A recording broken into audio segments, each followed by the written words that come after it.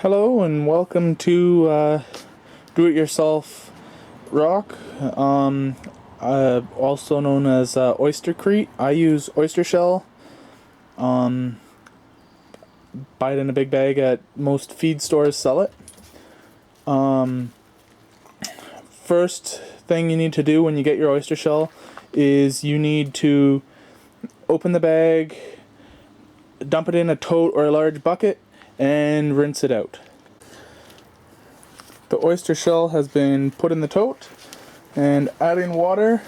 This is just so you can see how dirty the oyster shell gets, or how dirty it is prior to rinsing. Reasons for rinsing is to make it so that you have a whiter finished product, as well as having a stronger product because the dust weakens the bond with the cement and the oyster shell. It doesn't look that dirty, but as soon as you start to mix it around, it gets really milky and cloudy, and you want to rinse it until all of the milkiness and cloudiness is gone. Or most of it anyways, depends how patient you are. It takes between 3 and 4 rinses in order to get the cloudiness to go away. Sometimes longer, depending on how picky you are. I usually fill it up till it's about that full, and then I dump out the water and repeat.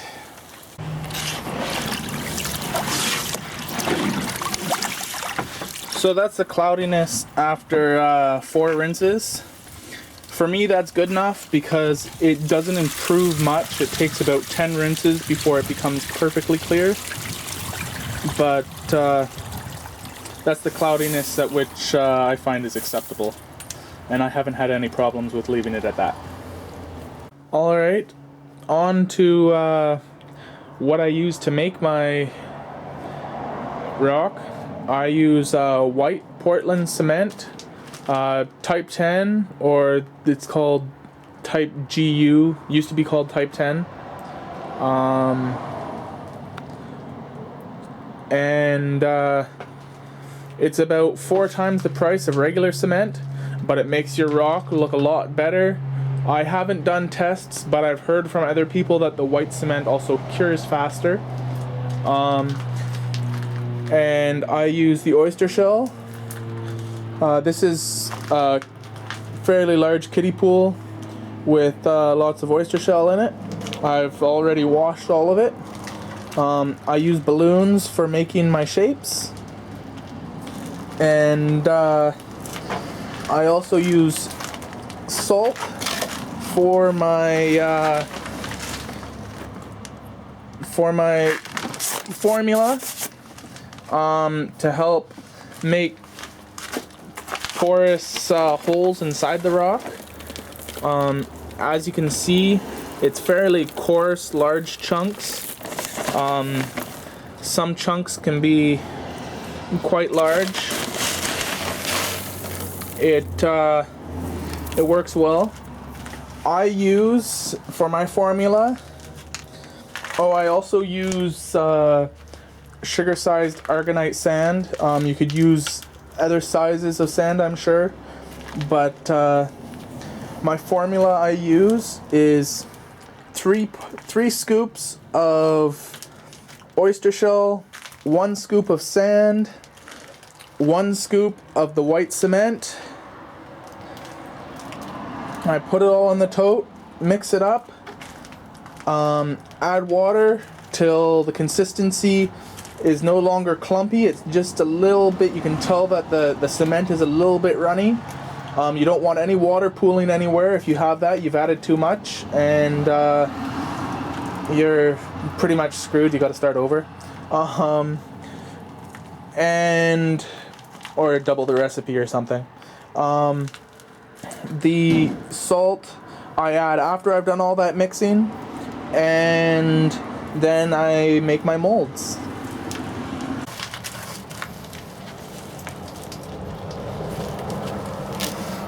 I wear gloves because I don't want to get all the cement. It's corrosive on my hands. I just use a plant pot for my scoop. It doesn't really matter as long as you do the right proportions. 1, 2, 3, and I'm making a large batch, so I'm going to be multiplying the recipe several times. 4, 5, 6,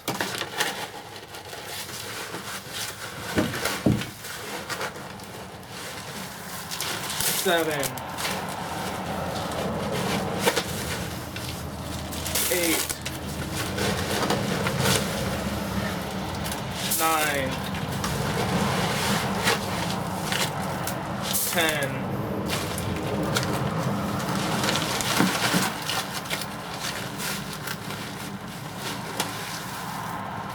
11, 12, 13, 14,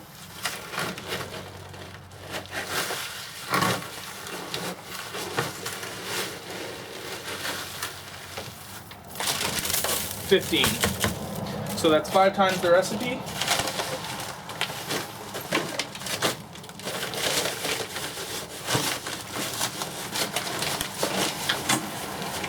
So 1,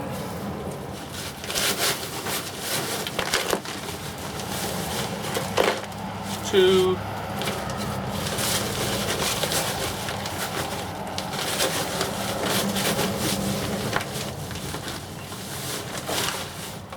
3,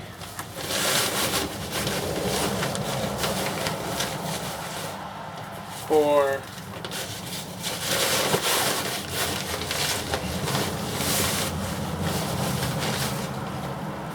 5.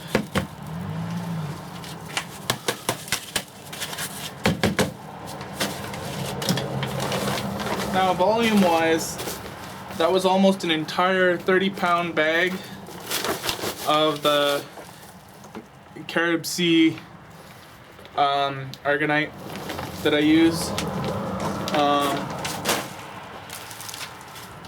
It was also close to a full bag of oyster shell, which is 55 pounds.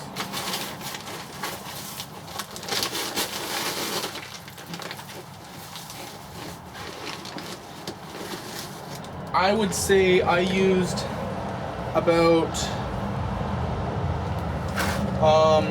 probably closer to 40 pounds of the oyster shell.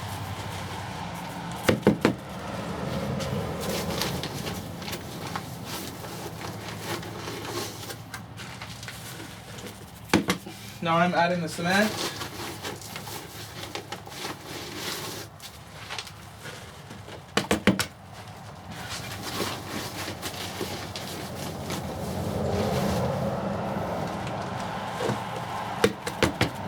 And numbers don't have to be, or the scoops don't have to be perfectly, it's a rough estimate on volumes. Nothing's perfect. I don't spend a lot of time trying to make sure that my scoops are level or anything. I just do approximations because it doesn't really matter.